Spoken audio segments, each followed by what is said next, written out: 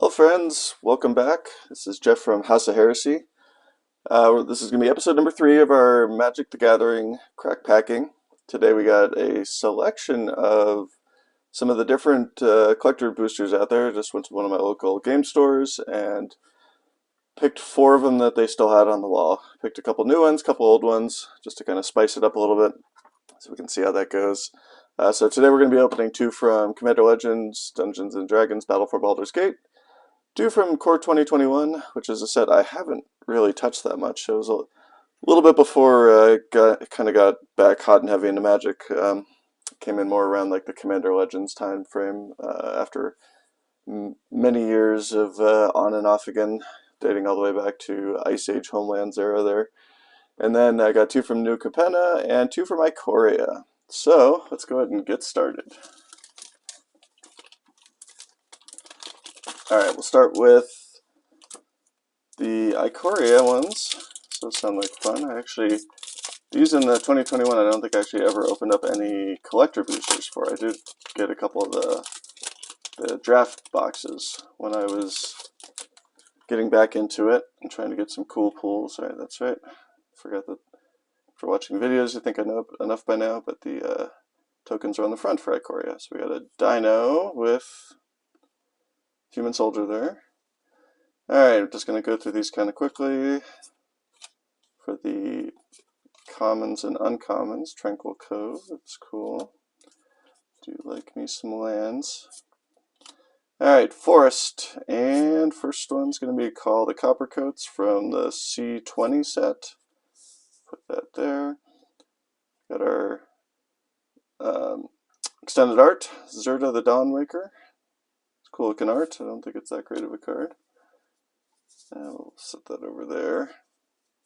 Alright, Extinction Event for the pack foil. This is a card that I use as one of my primary board wipes in Arena, so I don't use it that much in Commander with the paper product, but it's still a good card. It might be in my Gruta deck, I can't remember. Alright, got a couple, oops, making a mess here. Alright, got a couple showcases. And then we got the infamous Dirge Bat. Seems like this shows up. Oh, look at that. There's a mythic. That looks pretty cool. I love the art on that. Actually, to be honest, I'm not super familiar outside of like the main ones, like what the value is for a lot of these Ikoria cards, but that's pretty sweet. Alright, we'll put that up there. That's worthy of a mythic spot. And then we got the Chittering Harvester. How exciting. Alright, you know what, we'll break this up to where we do one of each. And then we'll go back and roll through it again there. Okay, so next one is going to be for the latest and greatest set until we get the hotness that is Double Masters 2022, something I am very excited about. Definitely went in pretty hot and heavy on that. I missed the initial release of the original Double Masters because, like I said, that came in kind of after Zendikar and Commander Legends, the original, had come out, but I definitely have bought my fair share of the VIP packs for that because I love those borderless cards in there, the box toppers. All right, just go through these kind of quick, see if we get anything good. Planes. All right, not too exciting. Same one, just different format. That's kind of cool. I am semi-collecting the etched foils, or the foil etched of these, so I'll stick those there. Alright, Shameless Charlatan there for the rare. Journey to the Lost City, extended art, it's kind of cool. Windshaper Planetar, or Planetar. I'm not actually sure if I have this one. I do have an Angels deck. I don't know if this one is that great, but I will always happy to get the cool art there. Well, Blade of Frontiers, that's kind of cool for another foil etched. And the pack foil, or no, sorry, that wasn't the pack foil. So we got Zevlor, something exile there, sticking there, and then Undermountain Adventurer, extended art foil. Don't know if it's that great of a card, but the artwork on that is phenomenal. They have been doing a nice job. That's cool. Alright, we'll stick that over there. Actually, we'll stick it up there with the extinction event. Why not? Okay, next up is going to be 2021. Like I said, I have not opened any of these collectors. They do have some boxes there for sale, but it wasn't the cheapest thing in the world, which is part of the reason why I went this route and just got a collection of them. Cancel foil, it's kind of cool. Here's a forest.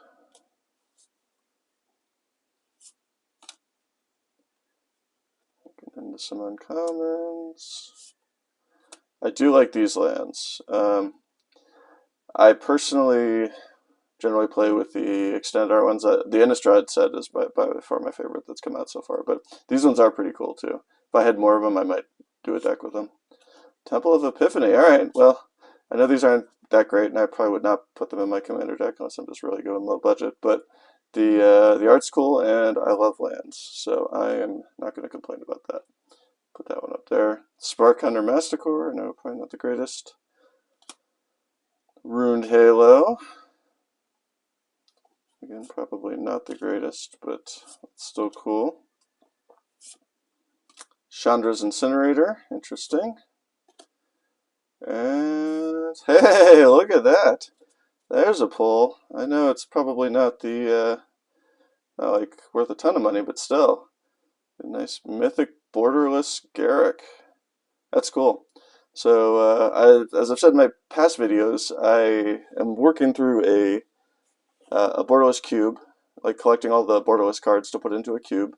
And then I also, my most recent commander deck is a Super Friends deck with Asika. So that's very cool. He will go into one of those without any doubt there. So nice. That's exciting. It's always cool to get a card that you're actually looking for.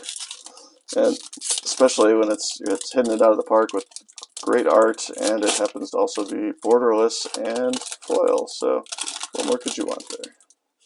Alright, that went Streets of New Capenna. So I did a box of these on one of my previous videos, and that was a lot of fun. I will probably end up picking up some more if I can find them. They're a little short of supply right now. Do love me those extended art lands. I can into some of the showcases. Cool. Unlicensed Hearst. It's a nice looking card. There's the Commander, Broker's Confluence. Undercover Operative. Alright, that's cool. This is actually a card that I put into my Gruta deck. He works well with them. I have a lot of the clone effects, a lot of flicker effects in there. I don't actually think I have it extended art, so that's awesome. When I was throwing some of the new stuff in there, I just went cheap and just bought a couple of the singles from a local shop. Because I figured at some point I'd probably get the nicer ones, and I wasn't sure if I was going to keep him in there or not. But he's actually worked out pretty well, and he's a mainstay in my Arena Historic Brawl Gruta deck, so that's really cool. He is worthy of going up there, because that is a card I'm actually excited about. Hostile Takeover. I really like the art on this one. And then, was that a gilded foil? Sure looks like it. Incandescent Aria. Don't know what the value on it is, but it still looks pretty awesome. The art on that is really cool. I think I'd mentioned in my past, we'll put that one over here.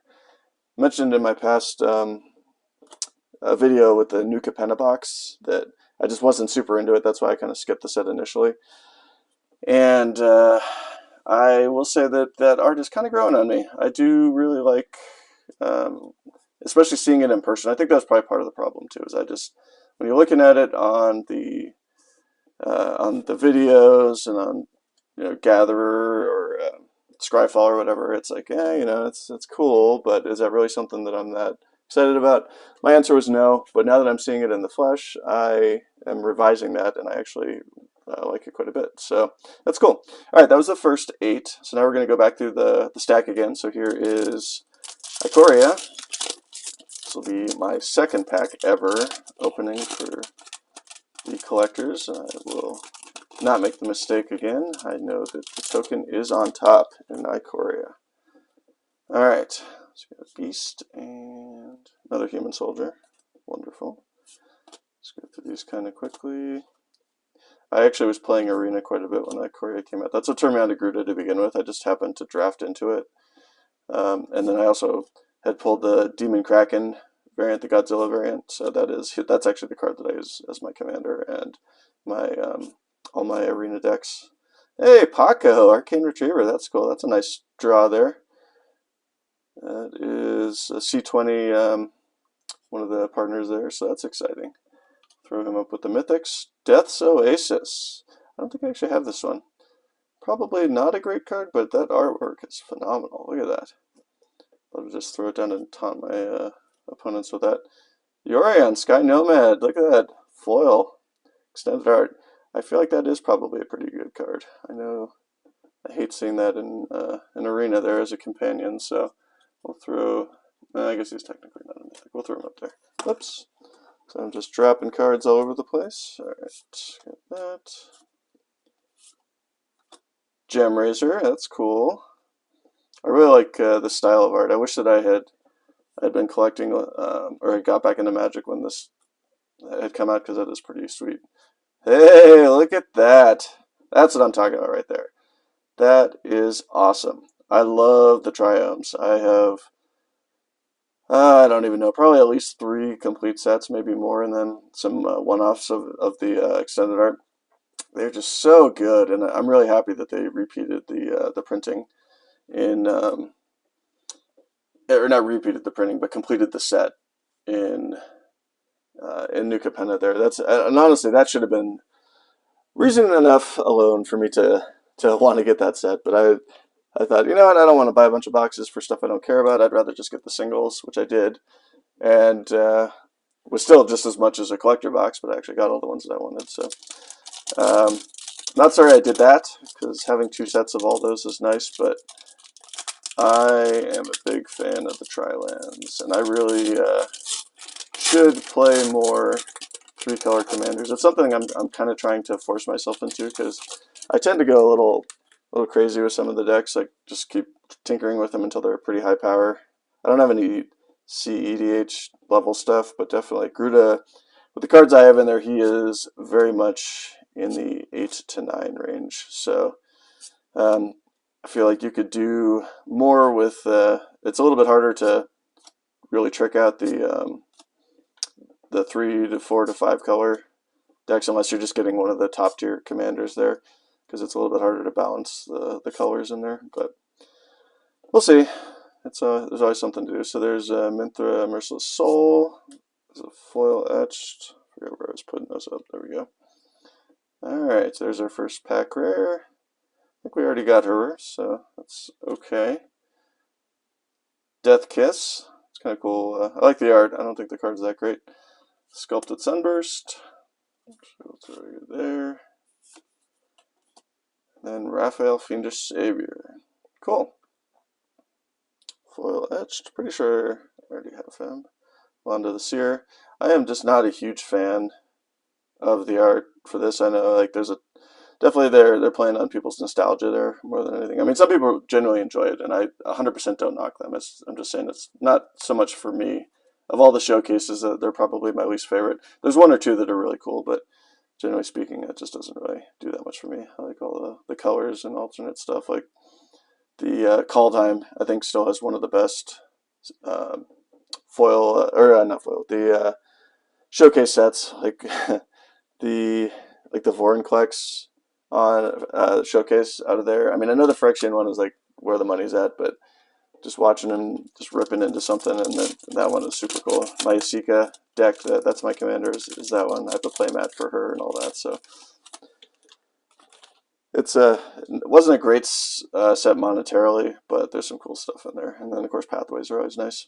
All right, M21, my second one ever, so that's cool. See what we get here. This was actually a good set. I kind of missed the core sets. Like I had said before, I played quite a bit in the early days, or like mid to late 90s. Got out of it, came back into it in the M10 time, and went really hard on that. Played a lot for a few years, and then got out of it. And then came back in during Amonkhet. My friends talked me into it. So we got Transmorgify, kind of cool looking art there. Chandra's Incinerator, not in the fancy one. Hey, look at that. Weird. If I wanted to play a set, I almost have one there, so that's cool. Yeah, so I got back into Amonkhet there. Just wasn't really feeling the Egyptian theme, so I kind of didn't really do that much with it. Traded or gave away most of my cards. And then and we had started kind of dabbling in Commander. Hey, look at that. Borderless Basri Cat. That is awesome. So that makes for 2 borderless Planeswalkers. 2 borderless cards, period, in this pack, so that's really nice. I am not going to complain about that one bit. Love me some borderless cards, and those are 2 that I actually need for both my cube and for my Super Prince deck. Although I don't know, I probably wouldn't put Basri in there. He wants creatures, and I just don't have a lot in the deck for a lot of token generation in there. Yeah, so anyways, so they got me back into they were like, hey, you should come play again. And I'm like, okay, that's cool. I just got back from a tour overseas in the former hotspot of Afghanistan, and I was like, I'll give it a go. That sounds like fun. And yeah, turns out that little Commander Legends got me hooked, or dragged me back in hook, line, and sinker there. So I still love that set. I would agree that the collector boxes that I've gotten Um, since the initial release time frame have been not super great, but I have pulled some amazing cards in that set, and I have complete foil and etched foil sets for those, so that's kind of cool. Don't have the full extended art, although I have extended art foil on all the ones that are important there. Life of the Party for the Commander. That is gorgeous art. Look at that. I'm not going to actually read the card because that's a lot of words, but man, that looks great. They really do some nice stuff there. Oops. Mr. Limousine in the wrong one. Alright, fight rigging. Got this one before, not super exciting. Hey, look at that!